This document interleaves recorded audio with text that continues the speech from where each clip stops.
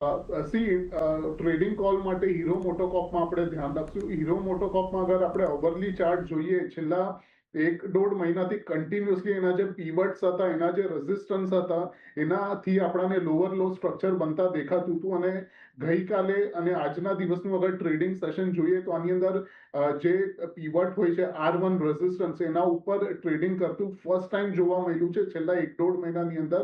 એટલે ડેફિનેટલી આની અંદર નેક્સ્ટ 3-4 દિવસ સુધી આપણે હાયરાઇઝ ફોર્મેશન જોવા મળી શકે છે. અને જે રીતે 20 દિવસ અને 50 દિવસની એક્સપોનેન્શિયલનું ક્રોસ ઓવર પણ જોવા મળ્યું છે, સાથે સાથે પીવટ્સના ઉપર પણ ટ્રેડિંગ થાય છે અને મેકડી અને આરએસઆઈ પણ પોઝિટિવ જોવા મળી રહી છે.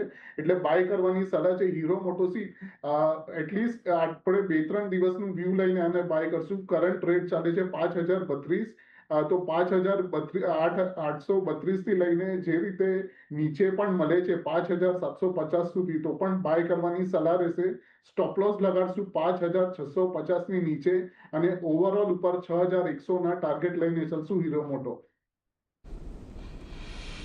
એટલે હીરો મોટો કોર્પ અહીંયાથી ખાસ કરીને ખરીદારીની સલાહ બનતી દેખાઈ રહી છે. સ્પોટમાં 5032, ફ્યુચર્સમાં 5818ના ભાવ ચાલી રહ્યા છે. એટલે ખાસ કરીને સ્પોટના ભાવ પ્રમાણે તમે 5775 સુધી પણ આવે તો ખરીદારી કરી શકો છો. 5650નો એક સ્ટોપ લોસ રાખો. 6100ના લક્ષ્યાંક અહીં આવતા જોવા મળી શકે છે. થોડાક દિવસો, એકાદ અઠવાડિયા જેવું તમારે આનું હોલ્ડિંગ પોઝિશન રાખવી પડે, પરંતુ ઓવરઓલ એક સારી તેજીની અપેક્ષા અહીંયાથી બનતી દેખાઈ રહી છે. એટલે હીરો મોટો પર ધ્યાન રાખજો.